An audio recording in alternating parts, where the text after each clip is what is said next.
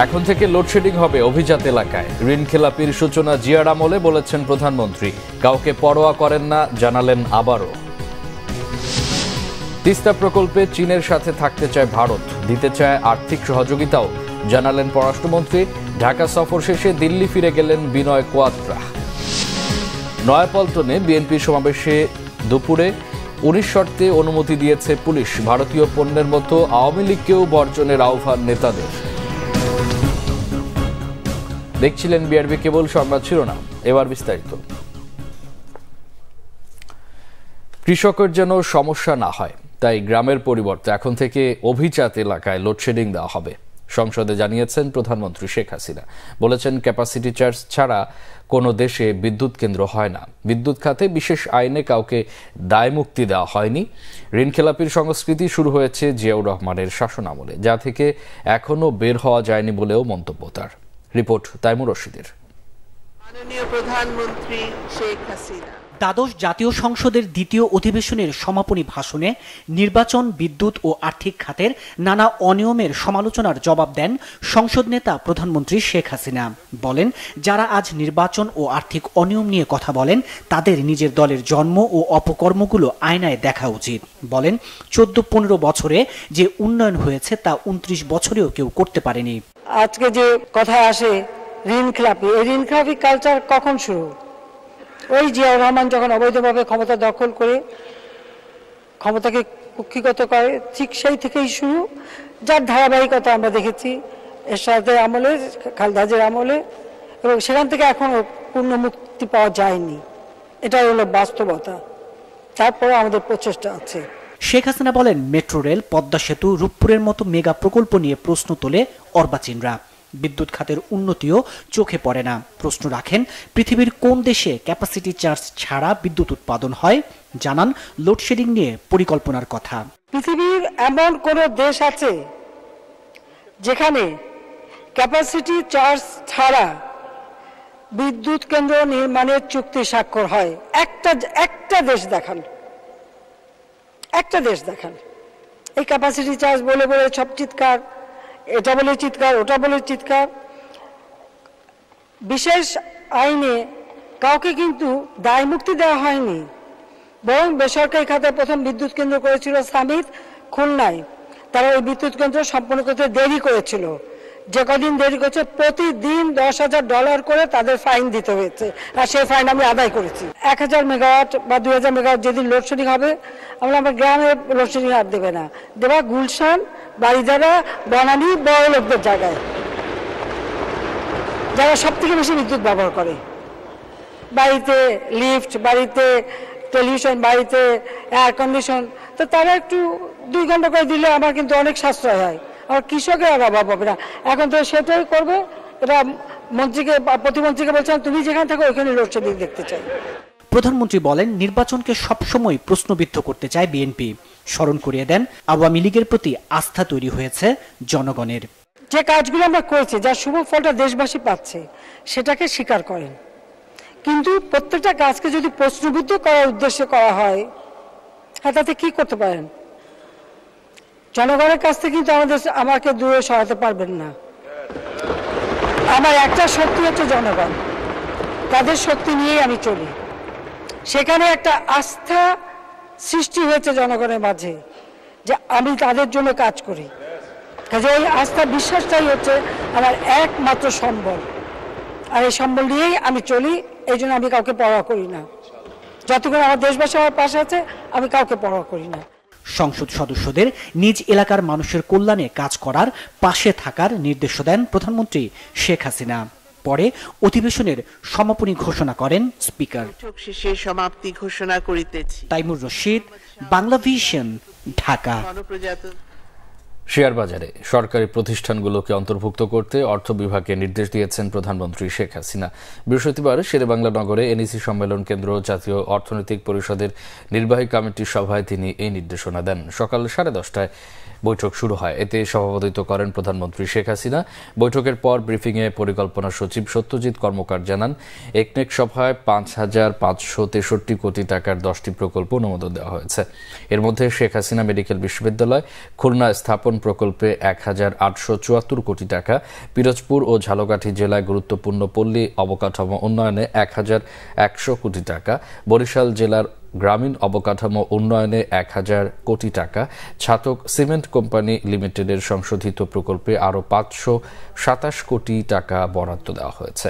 এছাড়া ঢাকা জেলায় নতুন করে অত্যাধুনিক সার্কিট হাউজে নির্মাণে ৩৩৪ কোটি টাকা অনুমোদন দেয় একনেক। পরিকল্পনা সচিব জানান, প্রধানমন্ত্রীর নির্দেশে অল্প বরাদ্দ পাওয়া ৩৩৪টি প্রকল্প নির্দিষ্ট মেয়াদ জুনে শেষ হবে। এছাড়াও নদীতে ব্রিজ নির্মাণের ক্ষেত্রে উচ্চতা ও স্রোতে বাধাগ্রস্ত না হয় সেদিকে খেয়াল রাখার নির্দেশও দেন তিনি। খুলনা মেডিকেল বিশ্ববিদ্যালয়ের নামকরণ তার নামে করায় উষ্মা প্রকাশ করেন প্রধানমন্ত্রী শেখ হাসিনা। এদিকে আজ টুঙ্গিপাড়া যাচ্ছেন প্রধানমন্ত্রী শেখ হাসিনা। এই উপলক্ষে টুঙ্গিপাড়া সহ জেলা জুড়ে নেওয়া হয়েছে ব্যাপক নিরাপত্তা ব্যবস্থা। এই সফরে প্রধানমন্ত্রী কয়েকটি কর্মসূচিতে অংশ নেবেন বলে জানিয়েছে জেলা প্রশাসক। প্রধানমন্ত্রীর সফর উপলক্ষে টুঙ্গিপাড়ায় সমাধিসৌধ কমপ্লেক্সে পরিষ্কার পরিচ্ছন্নতা ও শোভাবর্ধন সহ সকল কাজ শেষ হয়েছে। গোপালগঞ্জের জেলা প্রশাসক কাজী মাহবুবুল আলম জানান, সকালে গণভবন থেকে টুঙ্গিপাড়ার উদ্দেশ্যে যাত্রা করবেন প্রধানমন্ত্রী শেখ হাসিনা। সেখানে পৌঁছে জাতির পিতা বঙ্গবন্ধু শেখ মুজিবুর রহমানের সমাধিসৌধের বেদিতে শ্রদ্ধা জানাবেন। এ সময় ফাতিহা পাঠ ও বিশেষ মোনাজাতে অংশ নেবেন প্রধানমন্ত্রী। পরে টুঙ্গিপাড়া উপজেলার দাড়িয়ারকুল সমবায় সমিতির উপদেষ্টা সদস্য হিসেবে দাড়িয়ারকুল সমবায় সমিতির সদস্যদের মধ্যে ব্যক্তিগত তহবিল থেকে কৃষি উপকরণ ও নগদ অর্থ সহায়তা দেবেন। বিকেলে প্রধানমন্ত্রীর ঢাকায় ফেরার কথা রয়েছে। দেশের অসাধু ব্যবসায়ীরা যাতে ইচ্ছে মতো দ্রব্যমূল্য নির্ধারণ করতে জনদুর্ভোগ বাড়াতে না পারে সে ব্যাপারে প্রতিযোগিতা কমিশনকে কঠোর নজরদারি বাড়ানোর নির্দেশ দিয়েছেন রাষ্ট্রপতি মোহাম্মদ শাহাবুদ্দিন। বঙ্গভবনে বাণিজ্য প্রতিমন্ত্রী আহসানুল ইসলাম টিটুর নেতৃত্বে প্রতিযোগিতা কমিশনের একটি প্রতিনিধি দল সাক্ষাৎ করতে গেলে রাষ্ট্রপতি এই নির্দেশ দেন। তিনি বলেন, ব্যবসা ও ভোক্তাবান্ধব পরিবেশ গড়ে তুলতে প্রতিযোগিতা কমিশনকে জনসচেতনতা ও প্রতিযোগিতার সংস্কৃতি গড়ে তুলতে হবে। পাশাপাশি উন্নয়ন কার্যক্রমে স্বচ্ছতা ও জবাবদিহিতা নিশ্চিতে কমিশনের ভূমিকা খুবই গুরুত্বপূর্ণ বলেও উল্লেখ করেন রাষ্ট্রপতি। এর আগে রাষ্ট্রপতির সাথে সাক্ষাৎ করে বেসরকারি বিশ্ববিদ্যালয় সমিতির একটি প্রতিনিধি দল। চীনের সাথে বাংলাদেশের তিস্তা প্রকল্প বাস্তবায়নে ভারত কাজ করার আগ্রহ প্রকাশ করেছে জানিয়েছেন পররাষ্ট্রমন্ত্রী ডক্টর হাসান মাহমুদ। জানান, ভারত তিস্তা প্রকল্পে আর্থিক সহযোগিতা করতে চায়। বৃহস্পতিবার দুপুরে ভারতের পররাষ্ট্র সচিব বিনয় মোহন কোয়াত্রের সঙ্গে বৈঠকের পর গণমাধ্যমকে এই তথ্য জানান পররাষ্ট্রমন্ত্রী ডক্টর হাসান মাহমুদ। মন্ত্রী জানান, ভারতের সাথে প্রধানমন্ত্রীর সম্পর্ক অনেক ভালো। ভারতের পররাষ্ট্র সচিবের সাথে অনেক বিষয়ে কথা হয়েছে। ভারতের ভিসা পেতে অনেক ভোগান্তি পোহাতে হয়। ভারতের সাথে বাংলাদেশের ভিসা জটিলতা নিরসন নিয়ে আলোচনা হয়েছে। জটিলতা কমাতে অনলাইন ভিসার প্রক্রিয়ার ব্যাপারে রাজি হয়েছে ভারত। সীমান্তে হত্যা বন্ধের বিষয়েও আলোচনা হয়েছে বলে জানান পররাষ্ট্রমন্ত্রী। প্রধানমন্ত্রীর সফরে বেজিং নয়, দিল্লি অগ্রাধিকার পাবে বলেও জানান ডক্টর হাসান মাহমুদ। তিস্তায় আপনারা জানেন যে আমরা একটি বৃহৎ প্রকল্প নিয়েছি, তো ইন্ডিয়া সেখানে ফিন্যান্স করতে চায়। তো আমি যেটা বলেছি সেটি হচ্ছে, এই তিস্তা যে প্রকল্পটি বাস্তবায়ন করা হবে সেটি আমাদের নিড অনুযায়ী হতে হবে, আমাদের নিড যাতে ফুলফিল হয় সেভাবে হতে হবে। ভিসা পাওয়াটা এখন যে অনেক ক্ষেত্রে দেরি হচ্ছে, অনেক সময় সমস্যা হয়, অনেক সময় দেখা যায় ডাক্তারের অ্যাপয়েন্টমেন্ট আছে, পাচ্ছে না, সেজন্যে সেই বিষয়টি বিস্তারিতভাবে আলোচনা করেছে এবং তারা অত্যন্ত আন্তরিক এই বিষয়টি সমাধান করার জন্য এবং সহজে মানুষ যাতে ভিসা পায় এবং people to people contract connectivity যাতে আরও বৃদ্ধি পায়। আমরা শুনেছি তারাও আগ্রহী। তা আমরা আসলে 19 শর্তে বিএনপিকে নয়াপল্টনে সমাবেশ করার অনুমতি দিয়েছে ঢাকা মেট্রোপলিটন পুলিশ ডিএমপি। বৃহস্পতিবার রাতে উপ পুলিশ কমিশনার আবু ইউসুফের সই করা লিখিত স্মারকে এই অনুমতি দেওয়া হয়। ডিএমপির শর্ত অনুযায়ী শুক্রবার বিকেল 3টায় নয়াপল্টনের সমাবেশ নির্দিষ্ট এলাকার মধ্যেই সীমাবদ্ধ রাখতে হবে। অনুমোদিত জায়গার বাইরে মাইক বা সাউন্ড বক্স ব্যবহার করা যাবে না। আইন শৃঙ্খলা পরিপন্থী বা জননিরাপত্তা বিঘ্নিত হয় এমন কোনো কার্যক্রম করার শর্ত রয়েছে, না করার শর্ত রয়েছে অনুমতিপত্রে। এর আগে সমাবেশ করার বিষয়ে বৃহস্পতিবার ডিএমপি কমিশনারের সাথে বৈঠক করেন বিএনপির একটি প্রতিনিধি দল। পরে সাংবাদিকদের সাথে কথা বলেন ডিএমপির অতিরিক্ত কমিশনার খন্দকার মহিদুদ্দিন। এ সময় তিনি জানান, 10ই মে বিএনপি এবং 11ই মে যুবদল সমাবেশ করতে চেয়েছে। পুলিশ সকল ধরনের গণতান্ত্রিক ও সামাজিক অনুষ্ঠানের বিষয়ে ইতিবাচক এবং সব ধরনের সহায়তায় নিরাপত্তা দিয়ে থাকে। পুলিশের আশা, সমাবেশ যেন নিরাপদ হয়। আশা করছে নেতাকর্মীরা দায়িত্বশীলতার পরিচয় দেবেন। যে শর্ত থাকবে সেগুলো মেনে নেওয়ার আহ্বান জানান ডিএমপির অতিরিক্ত কমিশনার খন্দকার মহিদুদ্দিন। এদিকে বিএনপির স্থায়ী কমিটির সদস্য গয়েশ্বরচন্দ্র রায় বলেছেন, বর্তমান আওয়ামী লীগ সরকার ক্ষমতা ছাড়তে বাধ্য হবে, ভারতে কিছু করতে পারবে না বলে মনে করেন তিনি। ঢাকা রিপোর্টার্স ইউনিটিতে গণ অধিকার পরিষদ আয়োজিত এক আলোচনা অনুষ্ঠানে তিনি আরও বলেন, ভারত এদেশের জনগণের কথা না ভেবে নিজেদের স্বার্থে একতরফাভাবে আওয়ামী লীগকে ক্ষমতায় রেখেছে। বর্তমানে অর্থনীতির অবস্থা, ব্যাংকিং এর করুণ চিত্র, ব্যাংকগুলি ফোকট্রাক, বেতন দেওয়ার টাকা থাকবে না, চেয়ার টেবিল বিক্রি করে তাদেরকে বেতন দিতে হবে।